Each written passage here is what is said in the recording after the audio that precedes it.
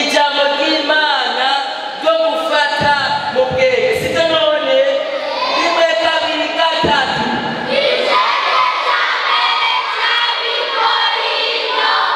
igice cya 10 umurongo wa 12 nuko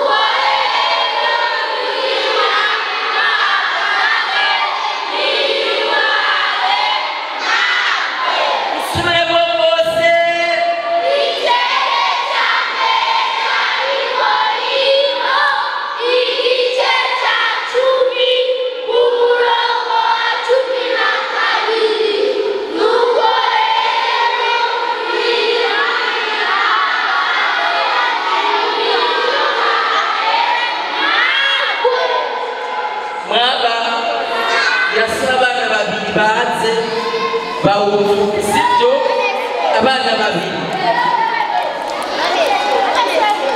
ingo wewe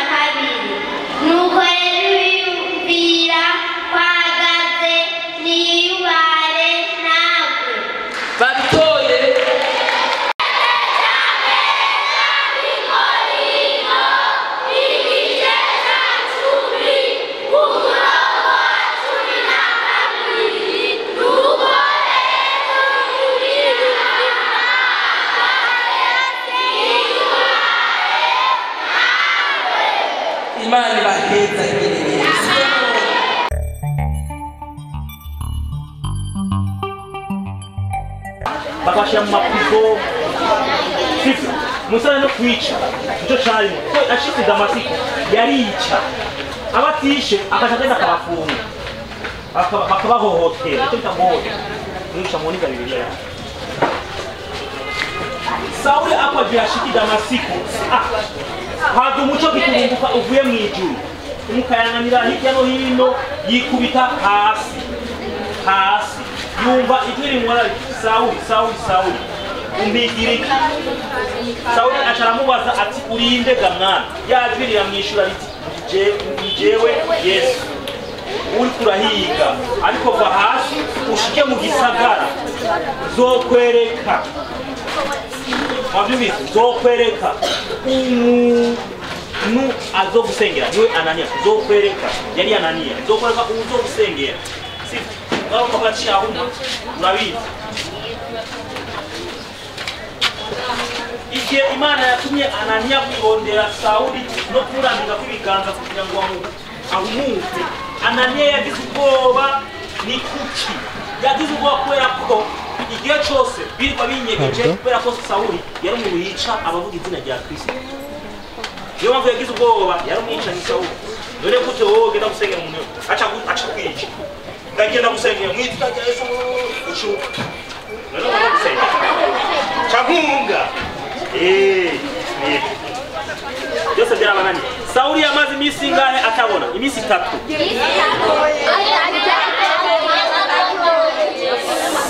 Mbega abakristo barafise uwayiga n'umwe? Ego ninde?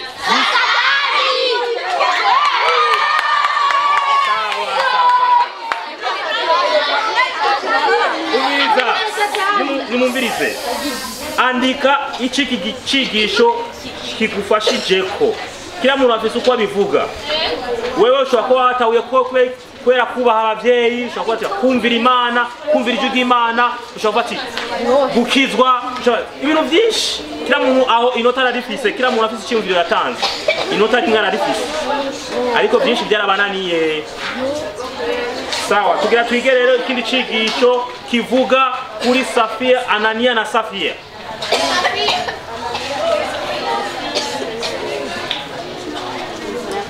Ni more rero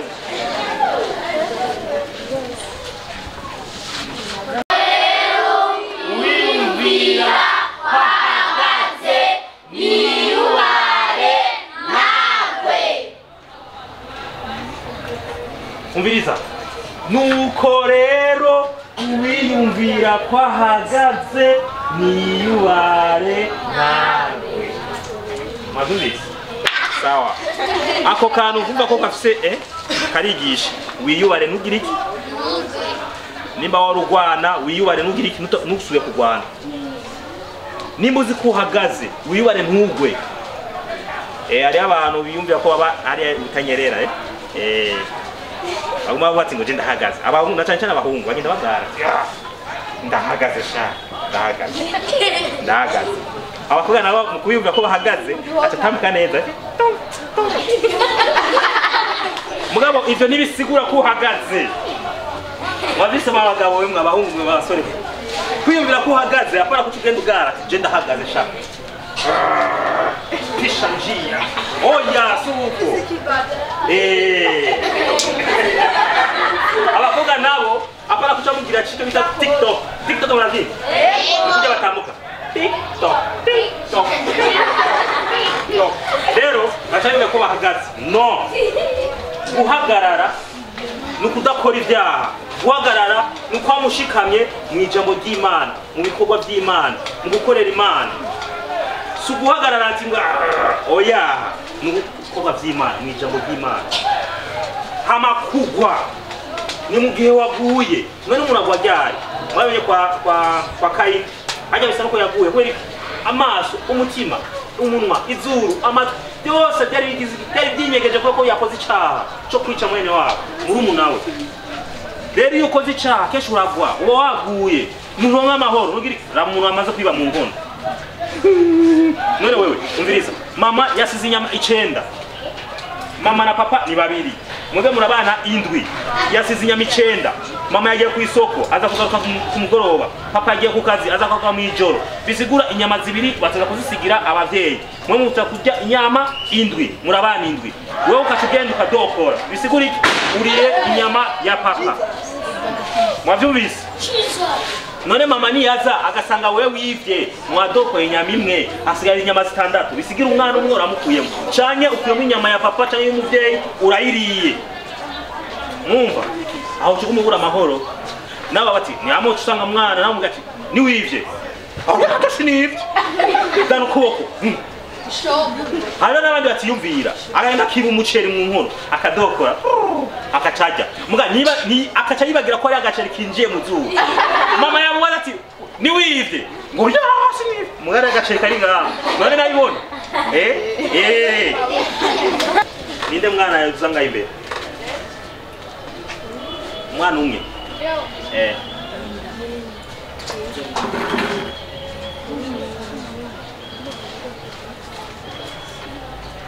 hagarara umukobwa umugoronte ni mugenzi izire nga ingorane naba bakobwa bicaye kwabo n'abangu bicaye kwabo. Murabona uyu umuhungu uyu ni mpemu yera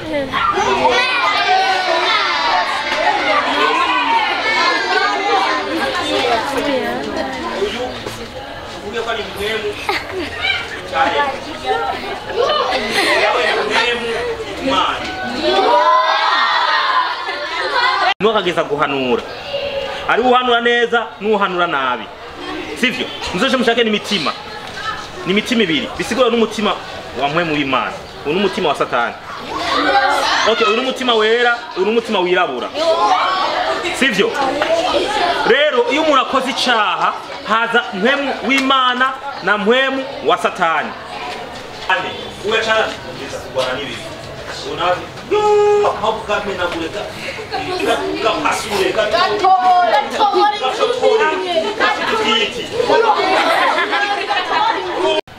wa muntu hagati uyu n'umuntu wocu sunika uyu n'uwasunika uyu, sivyo? Sunika musunike sa urabona bisigura izo mpemu zibiri ziko zigwanira mu muntu. neza cyane ububwira ngo umuntu yihane, ububwira ngo umuntu arihana akigeza kugira ngo umuntu ahari bakunda ko Yesu Kristo ari umwami n'umukiza. Ubu ni isezerano rishasha. Twize intambuko z'ubuzima bwa Yesu Kristo muri Bibiliya. Bavuze mu isezerano rishasha bavuze zingana zitandatu. Sawa, murazibuka mwese? Sinimudasubiramo? Sawa, murazibuka intambuko isezerano rishasha zivuga kuri Yesu Kristo. Bavuze murazibuka? Oya. Bavuze kwa Yesu. Tuvuga?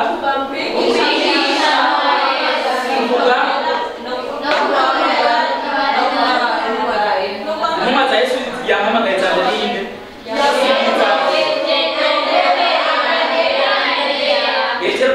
Izo numa za mbere Yesu Kristo yahamagaye. Sawa, aho twatahuye. Okay.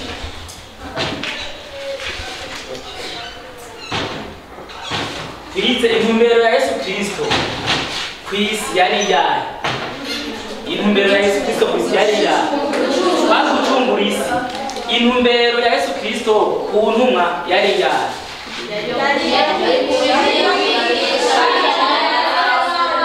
Sawa, intumbero ya Yesu Kristo ku ntumwa yari yo kubigisha kugira ngo kandi yari nka formation mu gihe Yesu Kristo akazoba azoba yasubiye mu ijuru, intumwa zize zigishe isi, zigishe ishengero. Yari objective ya Yesu Kristo kubatuma. Aho twatamye twese. Sawa, okay. Ni iki cyatumye Imana itanga umwana wayo? Ni iki? Urukundo rwayo niko rwatumye Imana itanga umwana wayo. Urukundo rw'Imana tubisoma hehe? Sawa, okay.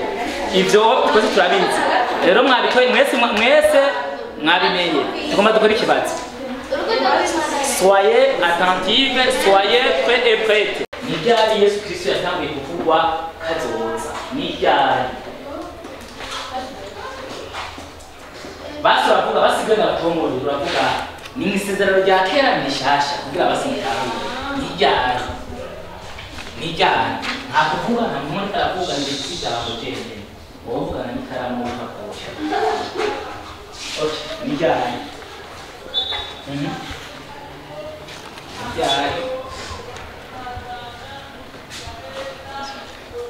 Iyo ni keso ya mbere kuri A. Ijambo rimwe mwandika ry'uko nturaheze. Sawa. Okay, okay. Yesu Kristo yatangiye kuvugwa nande. Iyo ni B, nande. Yavutswe nande. Ninde yavuze ninde yatangiye kuvuga ubutoza kwa Yesu Kristo ku isi? Ninde? Twahejeje aho? Twahejeje. Okay, se. Iyo ni se. Uravuga nimba iki igice kiri mu murongo. Sindakubwiye ngo uvuge ngo biriya nimba ukasi nimba ari muri twazise. Ni muri cyangwa ikawo byatangiye kuvugwamo. Twabivuze. Ntazazi igitabo basi. Ni mucayi, ni igice n'umurongo.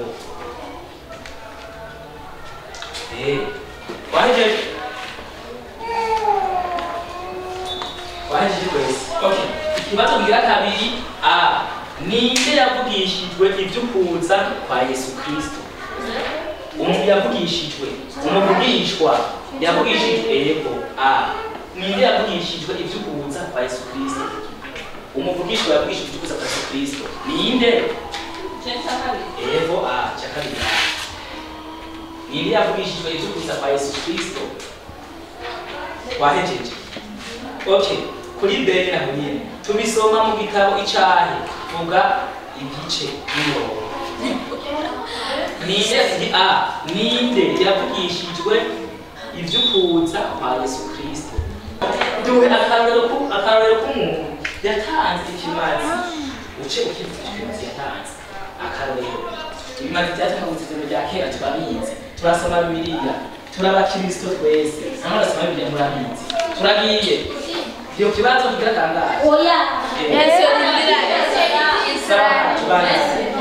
Okay. Ubu mwisezerano bishasha kugira ngo umuntu aharigwe akora iki?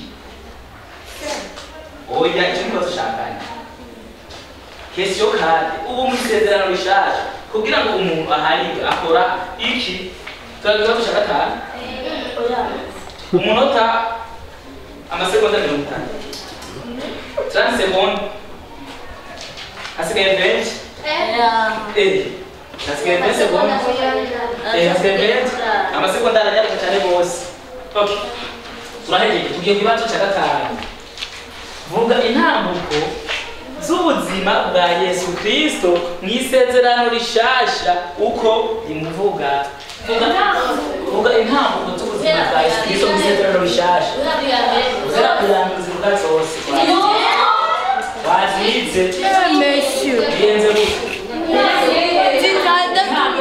Icyo kimwe etahajwe mu Faransa. Zose wazize. Ego gatanu A. Turitonda Messi. Ntabwo yakivuga intambuko z'ubuzima bwa Yesu Kristo. Kuri 5B vuga intumwa zibiri Yesu yahamagaye, zibiri za mbere. Intumwa zibiri za mbere Yesu yahamagaye. Intumwa zibiri za mbere Yesu yahamagaye. Okay, kwa hiyo ikesyo yindi A. Okay, sisi A. Intumbero ya Yesu Kristo kwisi yari yari. Intumbero ya Yesu Kristo kwisi yari yari. intumbero ya Yesu Kristo ku isi yari yahe? Ico ni ikibazo ca gatandatu baho. Intumbero ya Yesu intumbero ya Yesu Kristo yari yahe? Intumbero ya Yesu Kristo ku isi yari yahe? Intumbero ya Yesu Kristo ku isi yari iyahe? Muratahura? Twavyiteze no kubisubiramo mu mwanya kuko turagira kapero. Intumbero ya Yesu Kristo ku isi yari iyahe? Twahejeje? Nyabutsa neza. Intumbero ya Yesu Kristo ku isi yari iyahe? Intumbero ya Yesu Kristo ku isi yari iyahe? Twahejeje? Asigaye umuntu namwumvise wenyine. Numwe namwumvise. Niho turaheza. Turagiye kuri mbere. Intumbero ya Yesu Kristo ku batumwa yari iyahe? Ku batumwa. Intumbero ya Yesu Kristo ku ntumwa yari iyahe? Iyo ni mbere, ni sibe, sisi mbere. Intumbero ya Yesu Kristo ku ntumwa yari iyahe?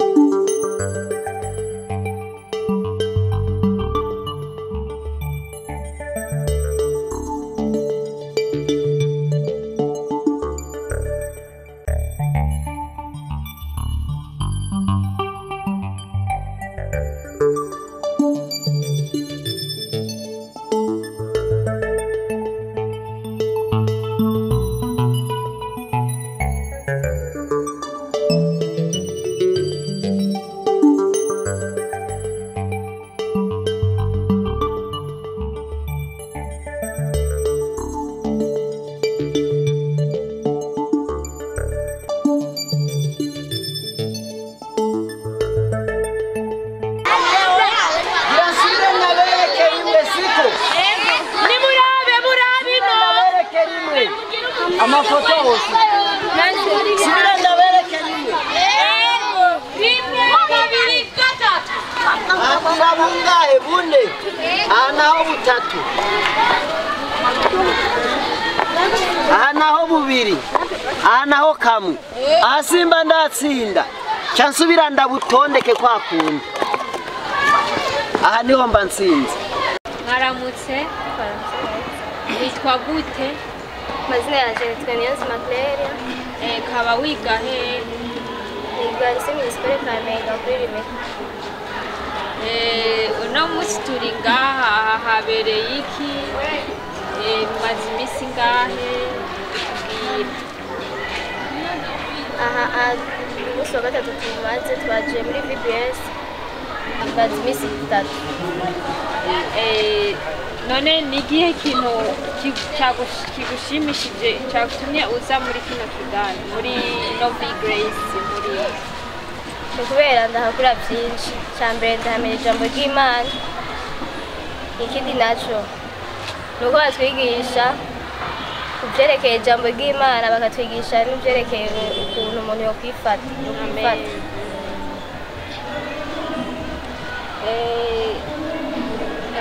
Niyihe nyigisho wakuye mu mugani mwiza? Yari twiza. Cyambere nakuyemwo ni kumvira. Hari umugani twize wo kumvira hamwe no kudacisha mu bintu kurakora. No mu bitwa turiga hariya cyane cyane nuko je nakuyemwo, hari icigwa nakuyemwo cy'ukuntu twokwifata turi umuyabaga, ukuntu wokwifata mu gihe cy'uburuhuko. Igihe umuntu yakora icaha nihe nyishu Imana yatanze kugira imurokore? Ikintu Imana yakoze nuko yaturugikiye Yesu Kristo kuducungura. Igituma Yesu yaducungiye ni kubera icambere na mbere yadukunze.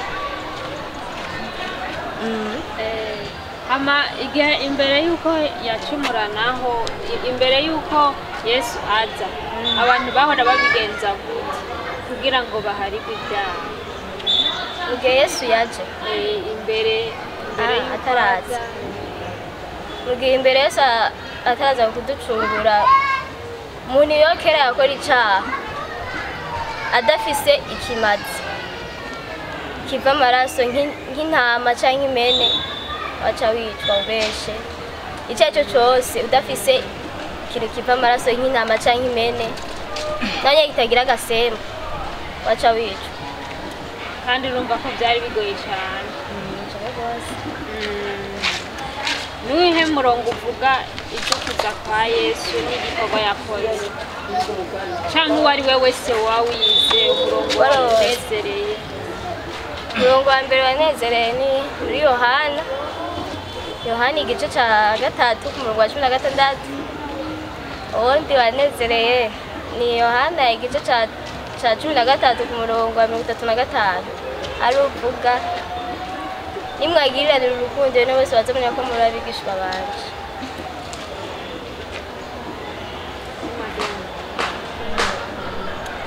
amen. Yesu yabayeho gute bize ntambuko yagize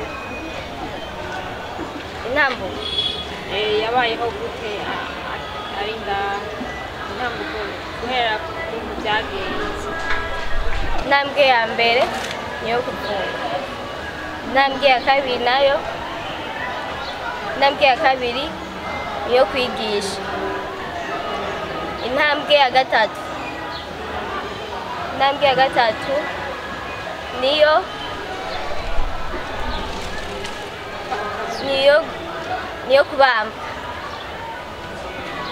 niyo kubambwa iya kane nayo niyo gupfa no kuzuka aba intambwe ya gatanu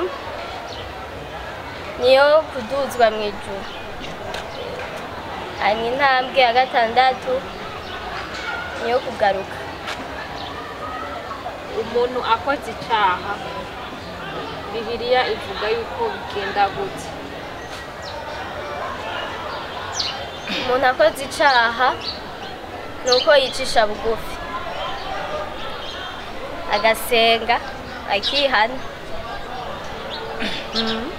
urakoze cyane kubona waduhaye akanya ngo tuganire Imana iguhe urakoze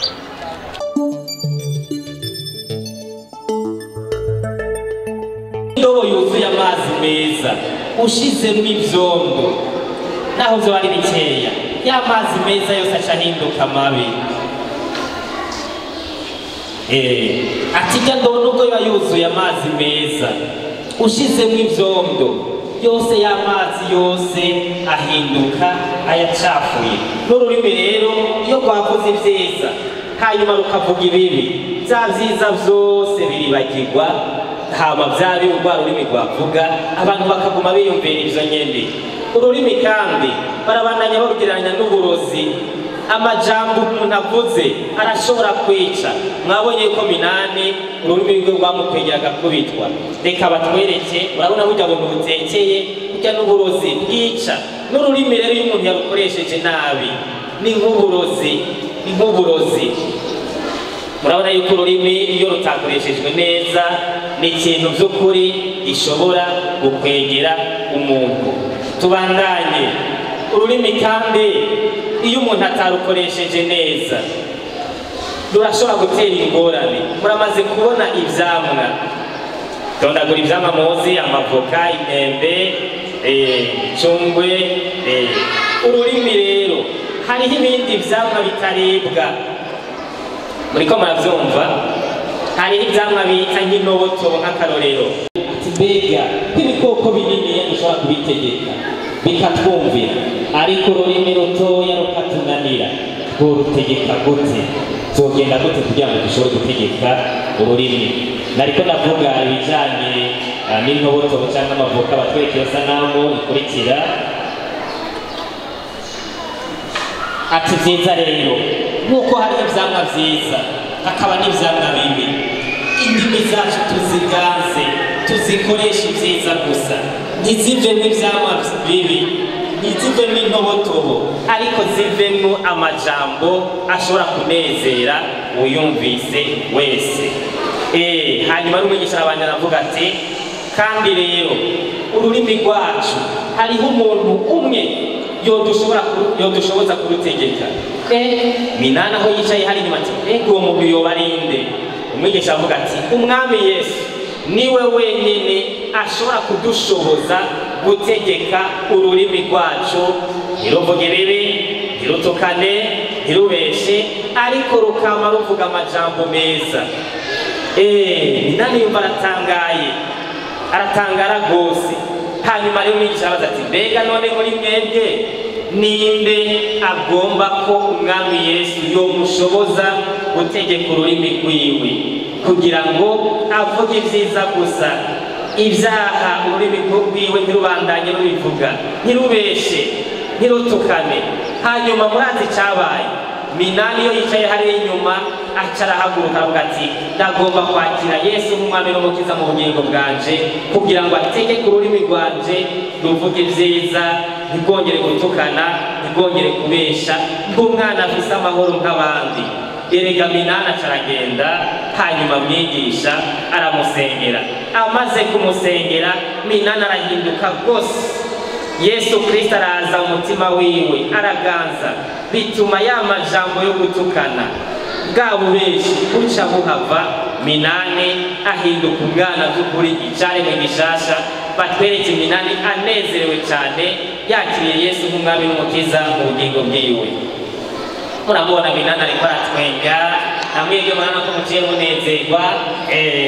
Burya Minani yamaze kwakira Yesu nk'umwami n'umukiza mu bugingo bwiwe, Yesu araganje umutima wiwe, aranezerewe cyane. Muha amashyi Yesu Kristo yinjiye mu mitima yacu akunezerwa.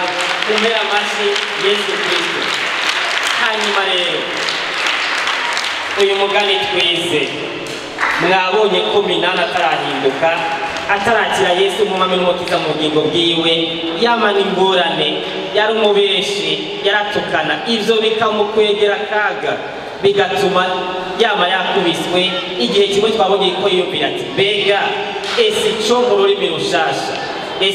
rurimi rushasha, mugabo twabonye yuko amaze kwakira Yesu nk'umwami n'umukiza mu bugingo bwiwe yaciye ahinduka, kuko amajambo mabi ari ku rurimi ava mu mutima.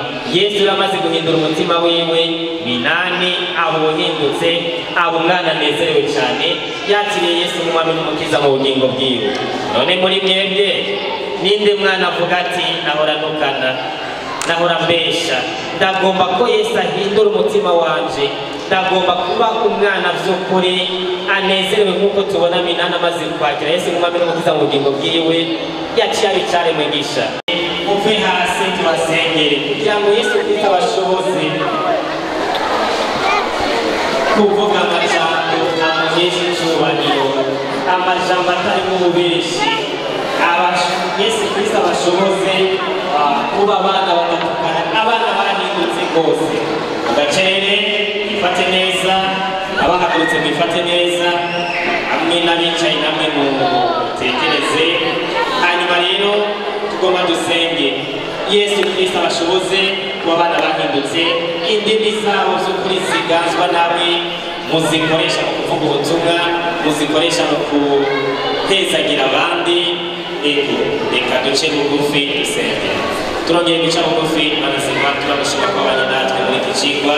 Twabonye aho uyu mwana Minani atarakwakira umwami n'umukiza mu bugingo bwiwe, yari umwana w'inyifato mbi, abesha, atukana, kandi ivyo bikamukwegera akaga kuko yama yakubiswe.